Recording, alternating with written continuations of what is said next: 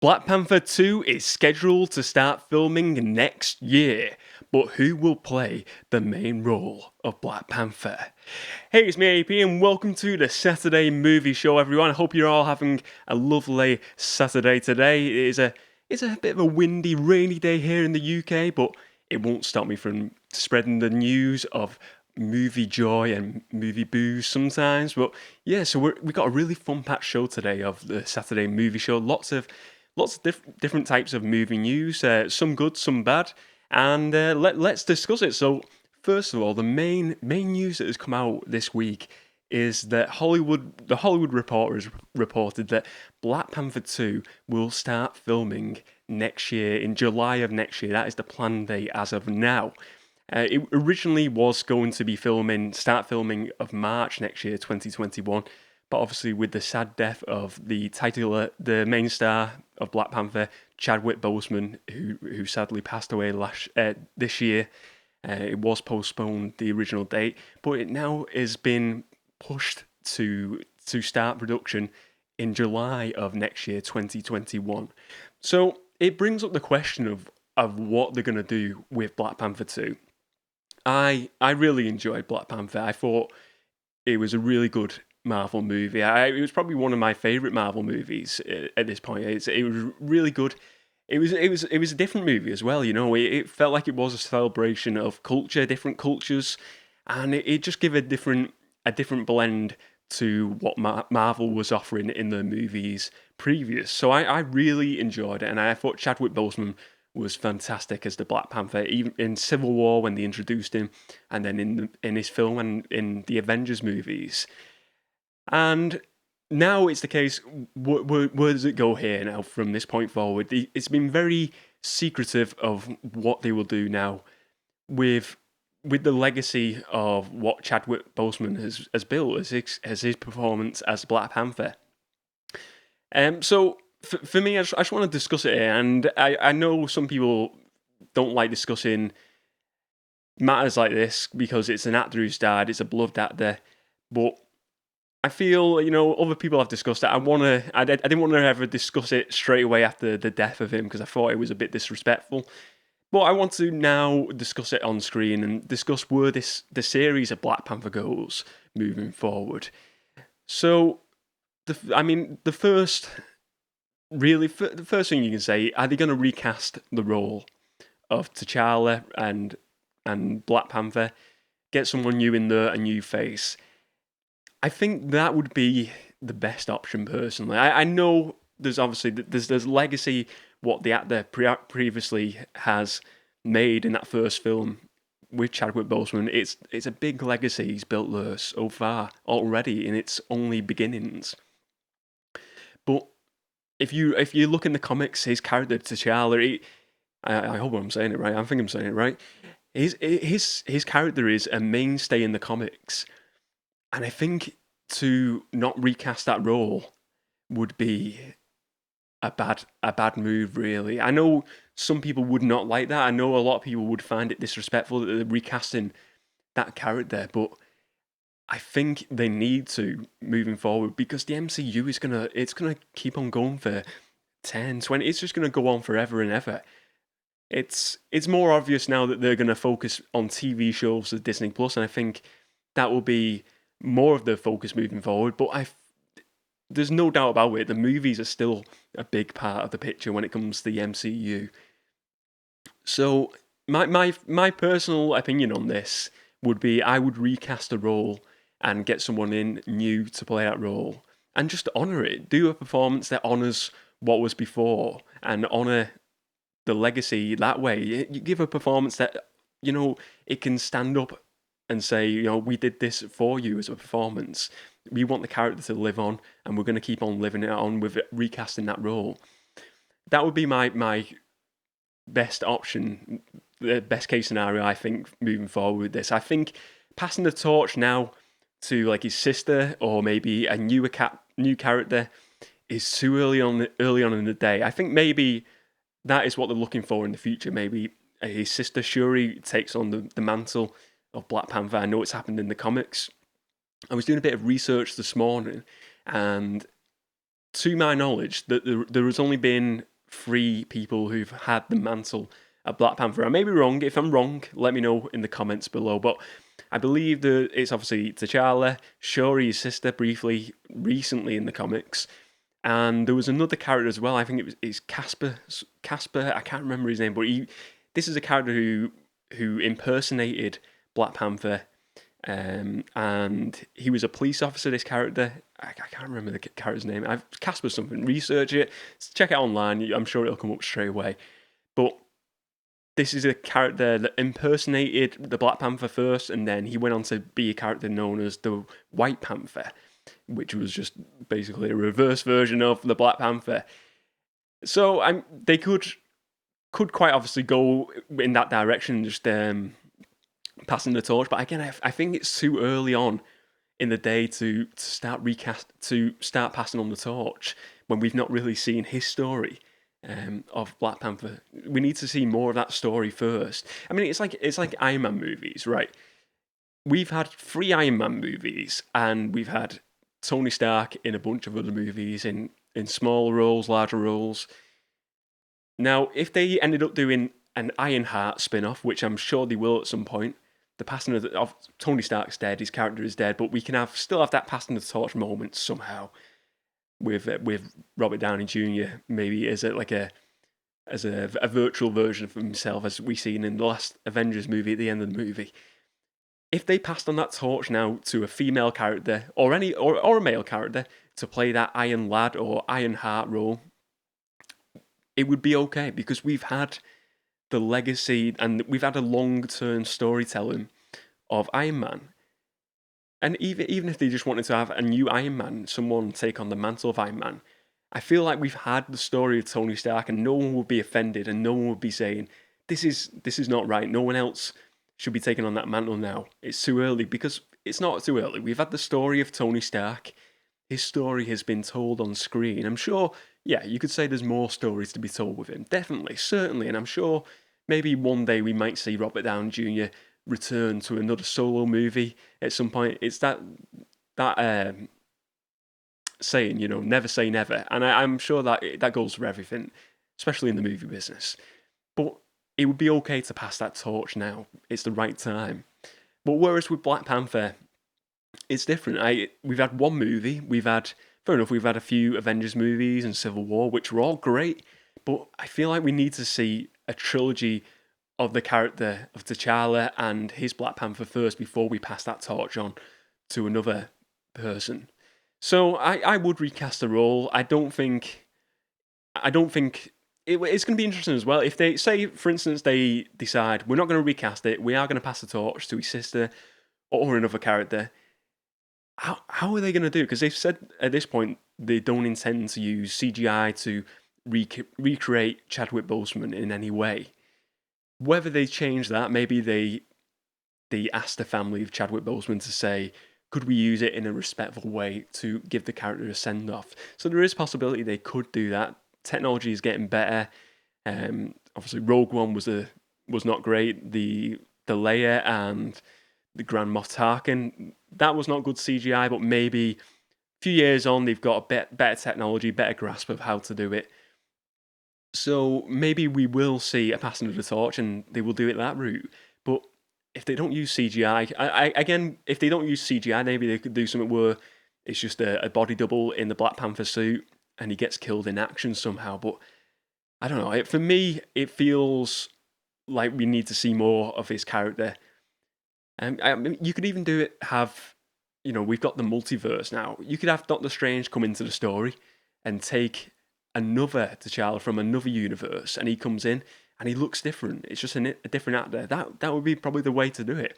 It's respecting then, we've got this universe T'Challa, but we've got another universe coming in. Now he starts his legacy, and it's not taking a dump on the previous performance and the previous actor's time in that role. So it is going to be interesting. Apparently, most of the cast from the first movie are returning. No news on Michael B. Jordan's character as of yet. We've seen him meet his demise in the first movie, but maybe he will join that sequel and that would be interesting if he joins it. I was discussing it a while ago when shortly after he passed away. I mentioned to a friend, and I said, imagine if Michael B. Jordan maybe came from an alternative universe and then he became the Black Panther. I'm sure there's been tons of different discussions about this, and it's interesting to see, how much did they know? I'm sure they knew a lot about his illness before he died, and I'm sure they probably knew they weren't going to be able to film it with him, Black Panther 2. Or maybe they didn't. Maybe they had the intention that, he was going to fight through and he was going to be fine. What was the story before his death? Did they write it without him in mind? Or have they had to rewrite it? We don't really know at this moment in time. So, with it starting so early on, with it starting next year, midway through next year, I can only make the assumption that they knew they knew he was going to pass away. They knew they had to write around it, write something different. For all we know, he might have even recorded some scenes. We don't know anything. Disney may be keeping stuff from us in regards to this to give him a send-off he deserves. So it will be interesting to see what happens moving forward with this story. And like I said, I enjoy Black Panther, the first movie, and I'm intrigued to see what they do with this. And I do hope whatever they do, they just honour what Chadwick Boseman created in that first movie with that character. So let's go for a quick movie break. My throat is a bit dodgy today. I woke up this morning and I just had like a really bad tickle. I needed to keep on drinking water, and then I thought maybe I won't be able to do the podcast. I don't want to skip on the Saturday movie show, but I thought through it. I've had plenty of water, and now I'm drinking the coffee as always, and I've got a different cup today. I've got the Superman cup. It's a bird. It's a plane.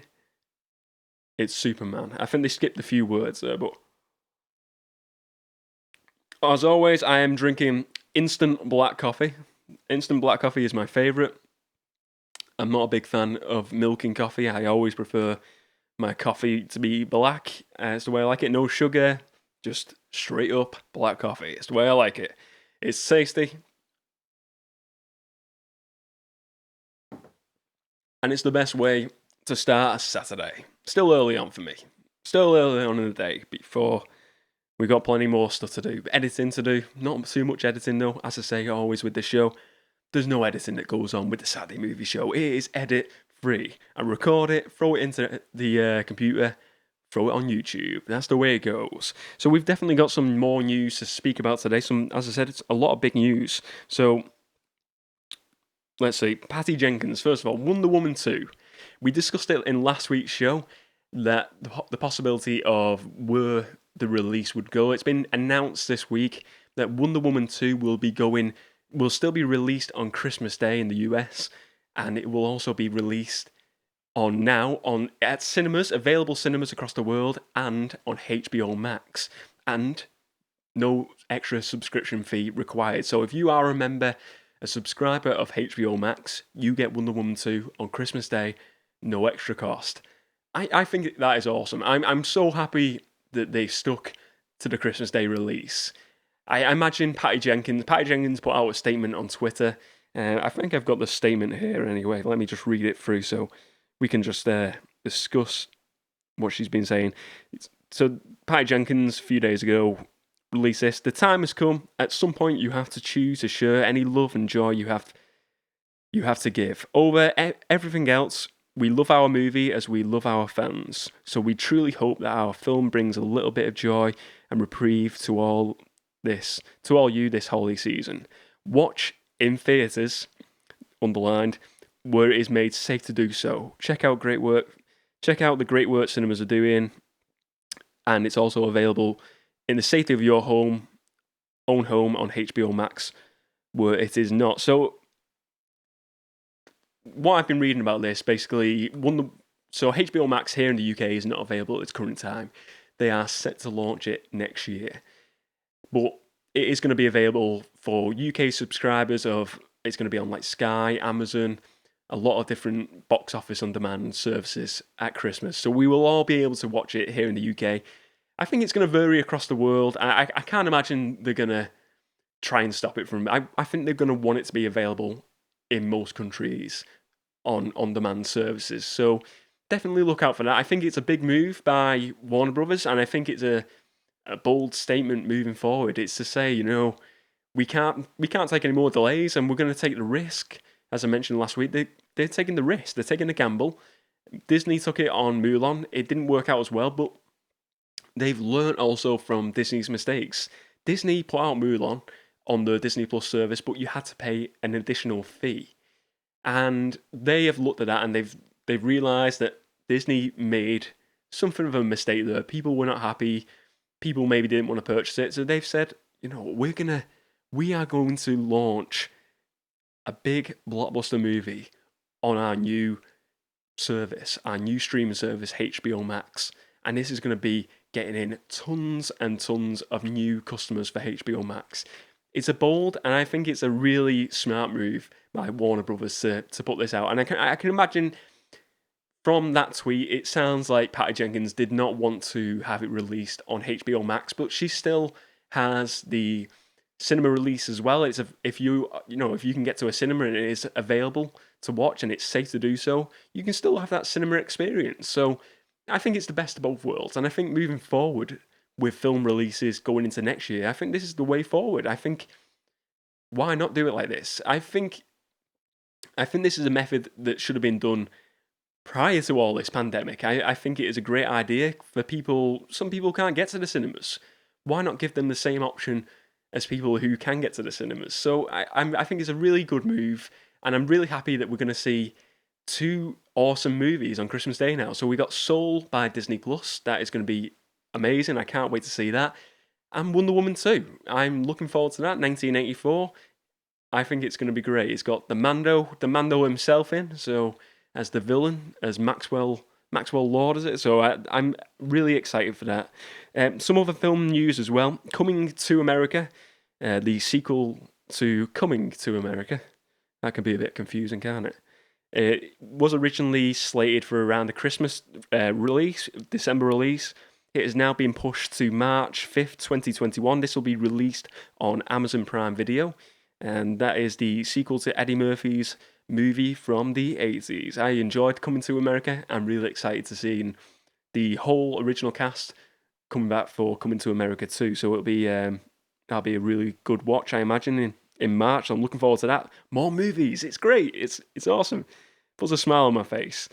Another bit of movie news as well. Joe Manganiello, I can never pronounce his name, who played Deathstroke, Slade Wilson in the Batman versus Superman, Justice League, in the post-credit scene. He will be returning as Deathstroke in the Snyder Cut. So we're going to see more of his character in this. They've revealed a new look for him online. It was released an image of him, and he's sporting like this mohawk. And again, this goes with the Jared Leto casting for this film as well, his return as the Joker. Zack Snyder said it's going to be very different looks for the Joker, and by looking at Deathstroke straight away, we see a different look of him as well. I imagine this is all to do with the Nightmare sequence. It's going to be more of a look into that future, that potential future, if Superman turns bad and, Batman is fighting against Superman. So I think this is going to be more of them sequences where we see maybe Deathstroke, the Joker, and maybe Batman all teaming up as allies, which would be very interesting to see on screen, but it'd be something different to see on screen as well. So I'm looking forward to seeing what they do there with that. As I said, the Snyder Cut again. HBO Max is going to be a big, huge year for HBO Max next year. Some really big things going their way with the Snyder Cut, with Wonder Woman 2 at Christmas. They are going to nail it. They are going to absolutely nail that service. It is going to be amazing for viewers watching HBO Max next year. So we have some more huge news in the world of movies this week. Deadpool 3 is moving ahead. It is now tapped up 2 writers, the Molyneux sisters, who are known for writing Bob's Burgers, the animation, the cartoon, and they've met with Ryan Reynolds. It's been reported by Deadline. They've met with him, and they are going to be penning Deadpool 3 for Disney. So Deadpool 3 will be it'd be interesting to see what they do with Deadpool 3 because this was a Fox property. It was an R-rated property. Now it is under the control of Disney. So are we going to see the Deadpool we've seen in the first two movies, or are we going to see a more Disney-fied Marvel MCU version of Deadpool moving forward? And I think they may move it more in line with what they're doing with the rest of the Marvel movies, and maybe just keep it a bit more kid friendly. I think that's what Disney will do. Maybe we'll see it the way they've done it with Deadpool 2. They had like a kid friendly version release, and then they had was it Deadpool 2? I think they did it with Deadpool 2. They might have done it with Deadpool 1 as well, but I know Deadpool 2 they definitely done two different cuts. They done one what kids could watch and one the R-rated version. So I would maybe like to see that. I think it would be good to see an R-rated cut for more adults and just a more kid-friendly version so kids can watch it, so they can enjoy that character as well. And I'm looking forward to that. I don't know, they've not made a date on when this is going to be released.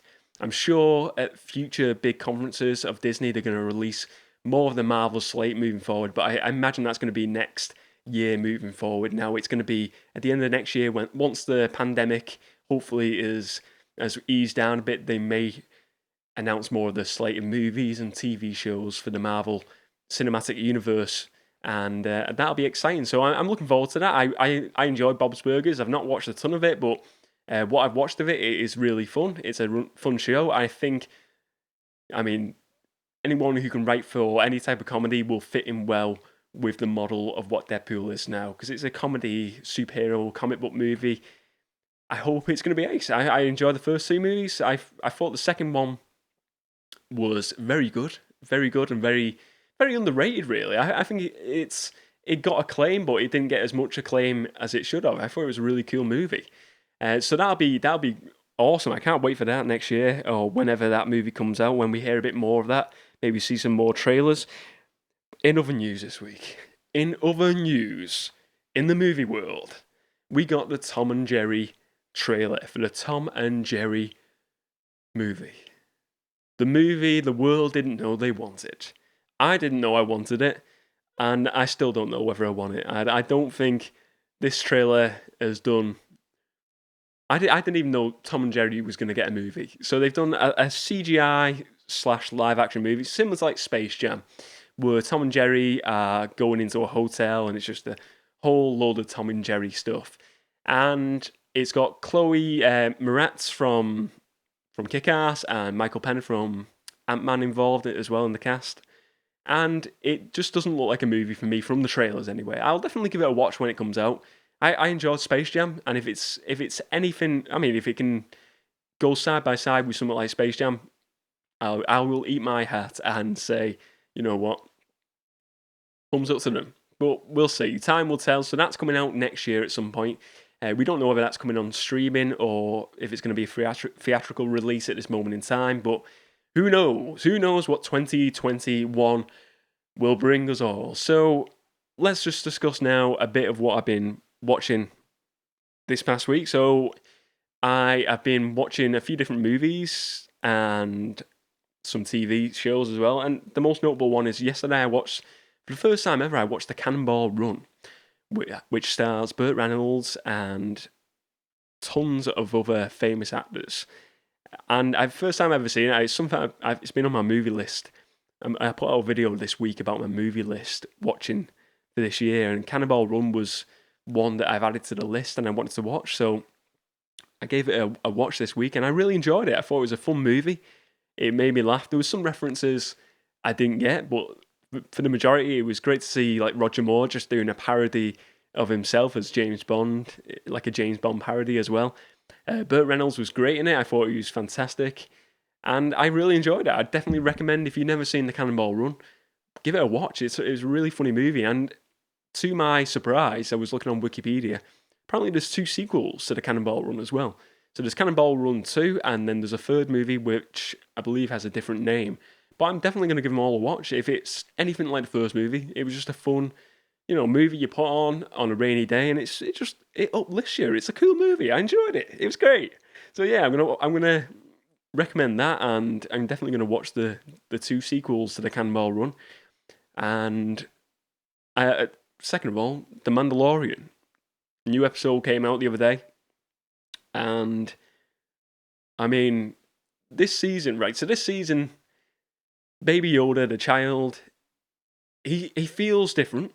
For me, he feels like they're trying to make him more like a baby this year in this season. Whereas the first season, there was a bit more mystery about him and his character. To me, anyway, he didn't feel like a baby as such. He was just a small character, didn't really do that much. I feel like they're trying to lead in heavily on this idea. It's a baby.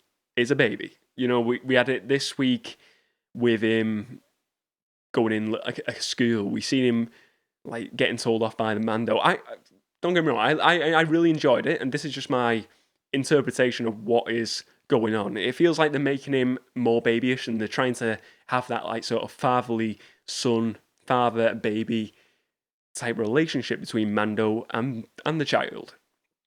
So I enjoyed it this week. I thought it was a fun episode again.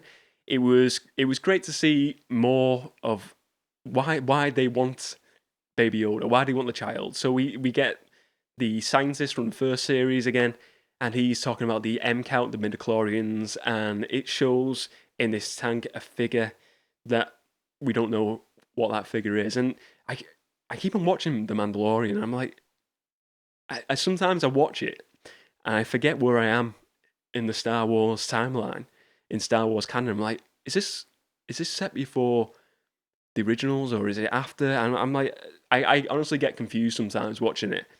So it is set after the original trilogy of movies with Luke Skywalker, Han, Leia, and obviously this is then leading into what we see with the sequel trilogy with Rey, the Rise of Skywalker, the Force Awakens. So when I was looking at that, I paused it and I was like, can we see what is in the tank, the clone? And you really can't see anything. But I again, this is where I was thinking, like, which timeline? Where am I in the history of movie timelines in Star Wars? And it come to my, it comes to me then. It's like, could that be Snoke? Is that Snoke? Because we've seen it in the Rise of Skywalker, all the different versions, the clones of Snoke. So am I being stupid? Is it obviously someone else or someone else? Maybe it's the troopers they were teased at the end. Maybe it's them, or are these early versions of Supreme Leader Snoke? I think my personal opinion is that I think it will be they want his blood, and it's going to tie in to the sequel trilogy. I think it's all going to be to do with Supreme Leader Snoke, and I think at some point we may actually see his character within the Star Wars Mandalorian series. So that was my interpretation of it, and again, I really enjoyed it. And when I talk about Baby Yoda, they might feel like it feels like they're bigging him up as this baby character more so. I don't dislike that. I enjoy that. I think his character's fun. Same way when I watch like Guardians of the Galaxy and they have Baby Groot. I think it's a fun character. I enjoyed it. I enjoyed the humour. It adds something different to watching a Star Wars series, but it still feels like Star Wars with Mando. He feels like a classic Star Wars character.